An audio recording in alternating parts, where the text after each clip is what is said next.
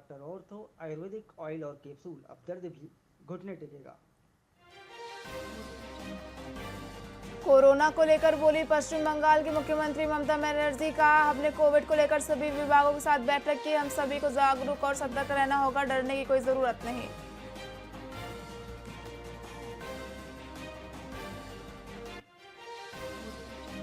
BJP अध्यक्ष JP Nadda की अध्यक्षता में हुई बैठक। महासचिवों के साथ जेपी नड्डा ने बैठक की। बैठक में 11 साल सरकार को लेकर हुई चर्चा। 1 महीने तक बीजेपी चलाएगी बड़ा अभियान।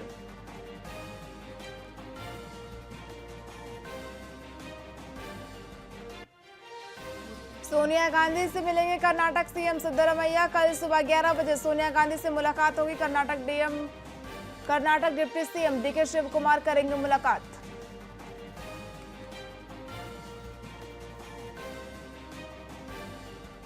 उत्तर प्रदेश के गांवों का कायाकल्प करेगी योगी सरकार। 22,000 करोड़ रुपए से गांवों का कायाकल्प करेगी सरकार।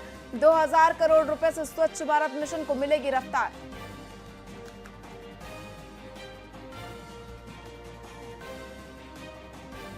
शिलांग पुलिस ने सोनम को कस्टडी में लिया। मेघालय डीजीपी बोली, पति राजा की हत्या कराई। पोस्टमार्टम रिपोर्ट सामने आई। धारदार हथियार से किए थे वार।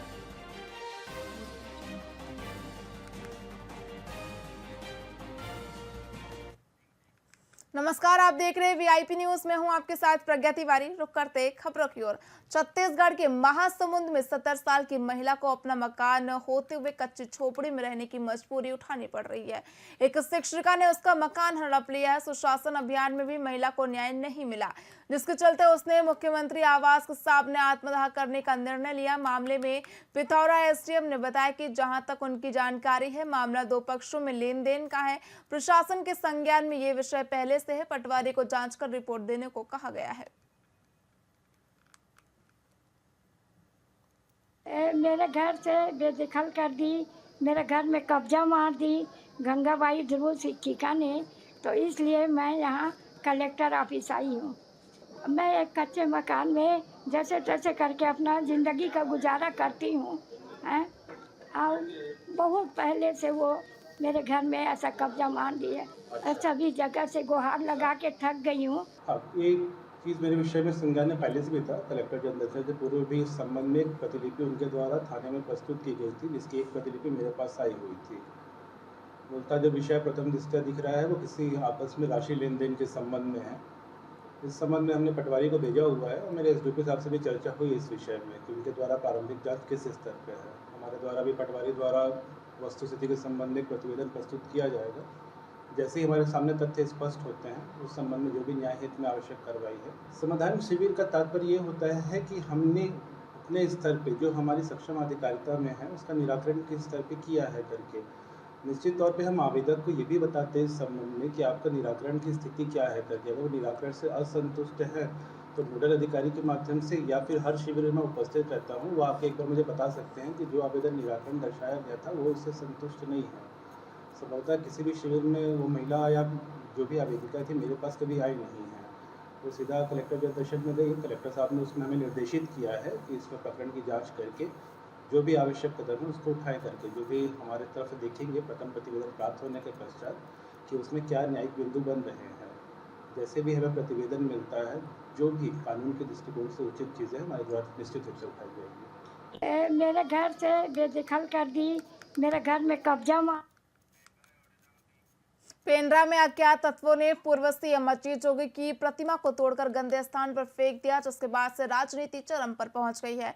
एक बार फिर इसी मामले में जनता कांग्रेस के अध्यक्ष अमित जोगी ने कहा कि हमारी जमीन हमारी है और इसी पर प्रतिमा लगना चाहिए। ऐसा नहीं हुआ तो आगे लड़ाई लंबी होगी।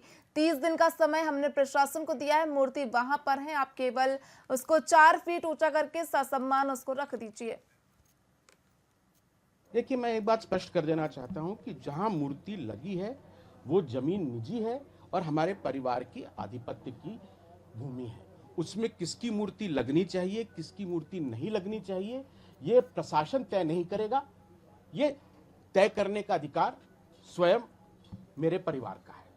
अगर बगिया में मैं माननीय मुख्यमंत्री जी से बोलूं कि आपके घर में मैं फलां की मूर्ति लगा दूंगा, तो क्या ये न्यायोचित है? 30 दिन का समय हमने प्रशासन को दिया है। मूर्ति वहां है, आपको उसको केवल 4 फीट और ऊंचा जो चबूतरा बना पड़ा है उस पर रखनी है। उसका ससम्मान आप अनावरण कर दीजिए, लोकार्पण कर दीजिए। और अगर नहीं कर सकते तो फिर उस मूर्ति को मुख्यमंत्री जी के घर पे लेके आऊंगा और उनसे निवेदन करूंगा कि आप तो गौरेला आए नहीं अनावरण करने पापा की मूर्ति का, यहीं आप अनावरण कर दीजिए। छत्तीसगढ़ में धर्मांतरण जैसे झूठे आरोपों को लगाकर ईसाइयों पर हो रहे हमलों और तोड़फोड़ को लेकर राष्ट्रीय क्रिश्चियन मोर्चा ने दुर्ग कलेक्ट्रेट पहुंचकर कलेक्टर के माध्यम से राष्ट्रपति के नाम ज्ञापन सौंपा है। इस दौरान ईसाई समाज की ओर से अन्य संगठनों के सैकड़ों लोगों ने शामिल होकर विरोध प्रदर्शन को अपना समर्थन दिया। वहीं एसटीएफ ने उचित कार्रवाई करने का आश्वासन दिया है।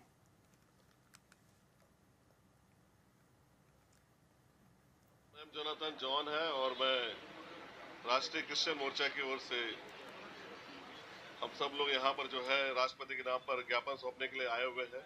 जैसे कि आप सब जानते हैं, विगत कई वर्षों से इस देश में जो है लगातार हम क्रिश्चियन लोगों पर जो है सताव बढ़ते जा रहा है। यहाँ तक कि नौबत आ गई है कि अब हम जो है कहीं पर भी शांति से जो है इकट्ठा होकर प्रार्थना नहीं करने पा रहे हैं।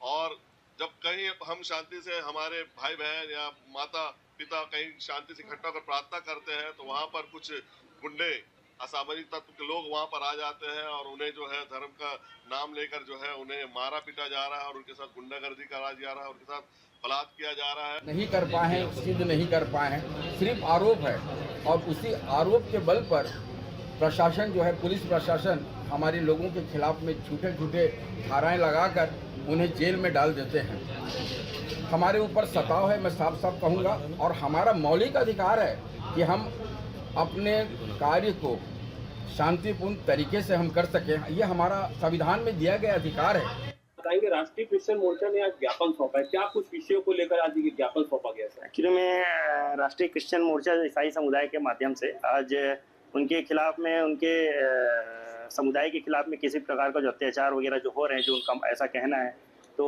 उसके रोकथाम के लिए उनके द्वारा माननीय राष्ट्रपति महोदय जी के लिए ज्ञापन सौंपा गया है। जोनाथन जॉन है और मैं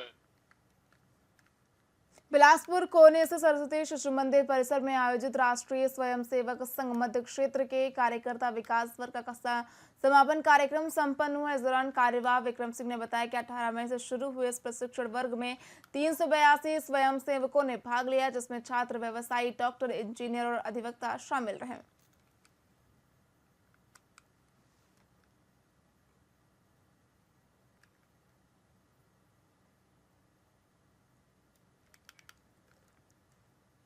छत्तीसगढ़ के मुख्यमंत्री विष्णुदेव साय ने राजधानी रायपुर में चल रहे चिंतन शिविर के दूसरे दिन की शुरुआत योगाभ्यास से की। आईआईएम नवा रायपुर के स्पोर्ट्स कॉम्प्लेक्स में आयोजित योग सत्र में मुख्यमंत्री के साथ डिप्टी सीएम और मंत्रिमंडल के अन्य सदस्य भी शामिल हुए। इस दौरान मुख्यमंत्री ने कहा कि योग स्वस्थ जीवन शैली की नींव है जो शरीर को स्वस्थ और मन को शांत रखता है।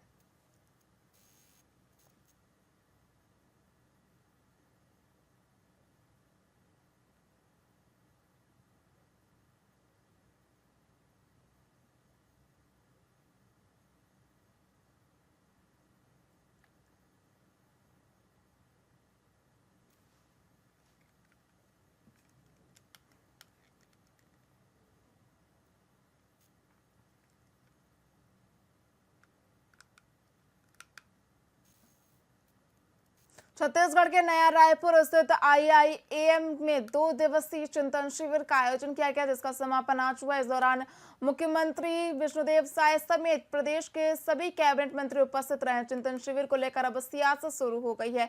चिंतन शिविर को लेकर सीएम विष्णुदेव साय ने कहा कि पिछले साल की तरह इस साल भी आईआईएम रायपुर में 2 दिवसीय चिंतन शिविर का आयोजन किया जाएगा। इसके लिए मैं सबसे पहले आईआईएम रायपुर और विभाग को धन्यवाद देना चाहूंगा। उन्होंने मिलकर चिंतन शिविर का आयोजन करवाया। विशेषज्ञ यहां पर आए और उनका व्याख्यान पूरे मंत्रिमंडल ने सुना। निश्चित रूप से इससे छत्तीसगढ़ सरकार को लाभ होने वाला है। वहीं दूसरी ओर चिंतन शिविर को लेकर पूर्व सीएम भूपेश बघेल ने तंज कसते हुए कहा कि सीखने की कोई उम्र नहीं होती, लेकिन सवाल ये है कि सीखा क्या है।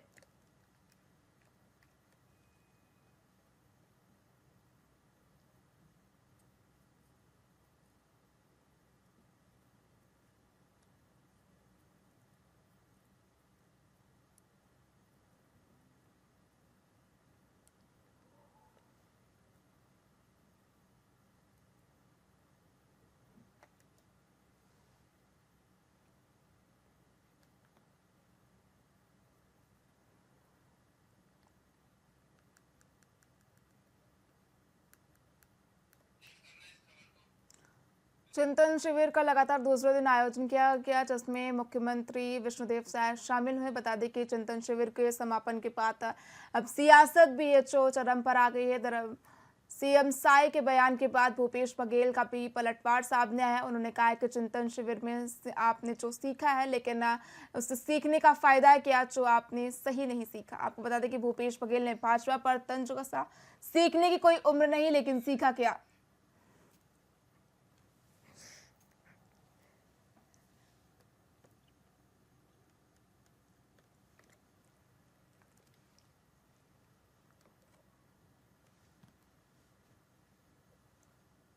अब पिछले वर्ष की भांति इस वर्ष भी आईआईएम रायपुर में 2 दिवसीय चिंतन शिविर का आयोजन था।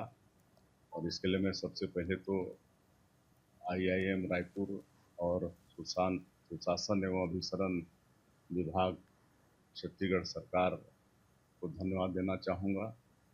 उन्होंने दोनों मिलकर चिंतन शिविर को बड़े अच्छे से संपन्न कराया। और एक तो इस चिंतन शिविर में विषयों का चयन और विषय विशेषज्ञों का चयन बहुत अच्छे से किया। देश भर से विषय विशेषज्ञ यहाँ पर आए और उनका व्याख्यान पूरा मंत्रिमंडल सुना। और निश्चित रूप से इससे छत्तीसगढ़ सरकार को लाभ होने वाला है और हम लोग छत्तीसगढ़ को और विकास में आगे बढ़ाने में हम लोग इससे लाभ ले पाएंगे। अब पिछले वर्ष की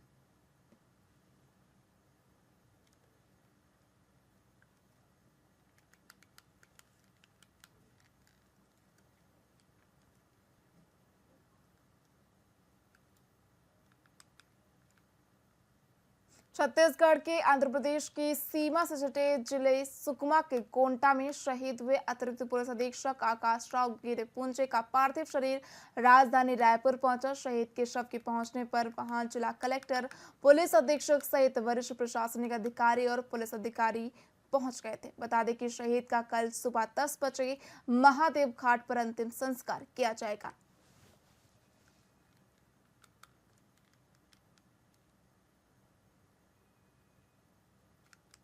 छत्तीसगढ़ आंध्र प्रदेश की सीमा से सटे जिले सुकमा के कोंटा में शहीद हुए अतिरिक्त पुलिस अधीक्षक आकाश राव गिरिपुंजे का पार्थिव शरीर रायपुर पहुंचा। शहीद के शव को पहुंचने पर वहां जिला कलेक्टर, पुलिस अधीक्षक सहित वरिष्ठ प्रशासनिक अधिकारी मौजूद थे। बता दें कि शहीद का कल सुबह 10 बजे महादेव घाट पर अंतिम संस्कार किया जाएगा।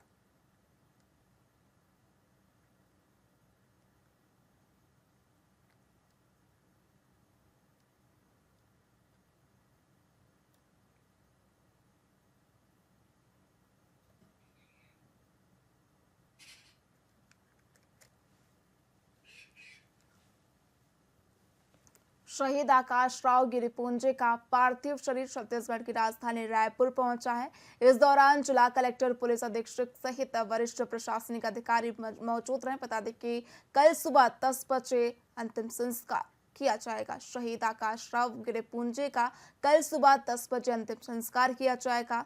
आपको बता दें कि आज नक्सल के आईडी ब्लास्ट में शहीद हो गए हैं। इस दौरान उन्हें श्रद्धांजलि दी गई। शहीद आकाश राव गिरिपुंजे का पार्थिव शरीर छत्तीसगढ़ की राजधानी रायपुर पहुंचा। इस दौरान जिला कलेक्टर, पुलिस अधीक्षक सहित वरिष्ठ प्रशासनिक अधिकारी मौजूद रहे। आपको बता दें कि इस घटना के बाद से पूरे शहर में शोक की लहर दौड़ गई है। शहीद आकाश राव गिरिपुंजे का पार्थिव शरीर छत्तीसगढ़ की राजधानी रायपुर पहुंचा। इस दौरान भारी संख्या में पुलिस बल तैनात रहा।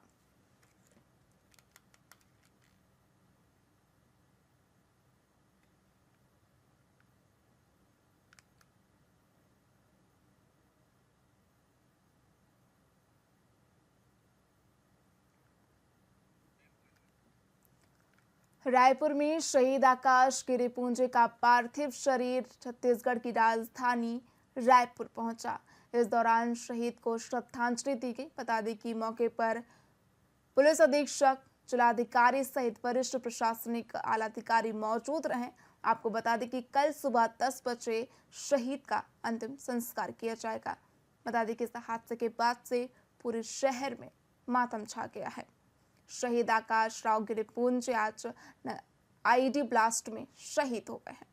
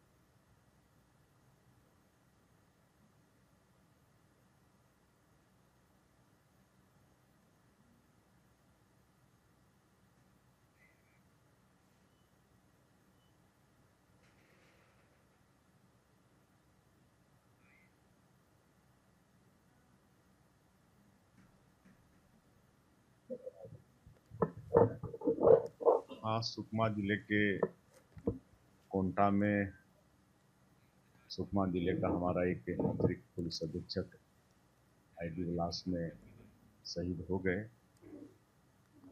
हम उनके शहादत को नमन करते हैं, उनको विनम्र श्रद्धांजलि अर्पित करते हैं। उनका शहादत बेकार नहीं जाएगा। नक्सली अंतिम सांसें ले रहे हैं और बोखलाहट में ये सब काम कर रहे हैं और इस घटना की हम निंदा करते हैं और भगवान से प्रार्थना है कि उनकी आत्मा को शांति प्रदान करें और उनके शोक संतप्त परिवार को इस गहन शोक को सहने की शक्ति प्रदान करें। और आज राजनांदगांव जिले में हम लोगों का कार्यक्रम था, तो उसको इस घटना के बाद में उसको स्थगित कर दिया। होती रहती थी, हाल पूछता था, सभी को पूछता था। आखिरी बात कब हुई थी आप? मेरे से नहीं, अपनी मम्मी से बात करते हैं, चाची से बात करते हैं, भैया से बात करते हैं, मेरे बच्चों से बात करते हैं। मैं तो चाह रहा हूँ मैं दबा बोलूँ ना, बचपन से लेके घुमाऊँ। भैया तो अनपढ़ थे ना। देखिए, बहुत ही दुखद घटना है कि सुकमा की घटना है। हमने अपने बहुत ही कर्मठ जिम्मेदार अधिकारी को खोया है। हम लोग साथ में काम करते हैं, उन्हीं अधिकारी के साथ जब काम करो और पता चलता है जो आज हमारे बीच में नहीं रहे। ऐसे बड़े दुखद क्षण होते हैं हम सबके लिए। देखिए, आकाश गिरिपुंजे जी आज हम लोगों के बीच में नहीं है और एक ऊर्जावान पुलिस के जवान की तरह लॉ एंड ऑर्डर पर किस प्रकार से काबू करना और कैसे चतुराई से काम करना है। अगर कोई युवा पुलिस अधिकारी ने बताया तो मैं आकाश गिरिपुंजे जी का नाम लूँगा। जब यहाँ रायपुर में थे तब भी बहुत मेहनत से काम करने वाले और नक्सल एरिया में गए तो भी मुस्तैदी से काम कर रहे थे। उनके चाचा यहाँ नगर निगम में कांग्रेस के पार्षद रहे हैं। परिवार पुराना परिवार है, व्यक्तिगत परिवार से परिचय है। मैं समझता हूँ एक तरफ तो सरकार नक्सलवाद खत्म होने की बात कर रही है, सवासी लूट रहे हैं, और दूसरी तरफ जिस प्रकार की घटना सामने आई अपने आप में बड़ी दुखद है। फिलहाल खबरों में इतना ही। देखते रहिए VIP न्यूज़। नमस्कार।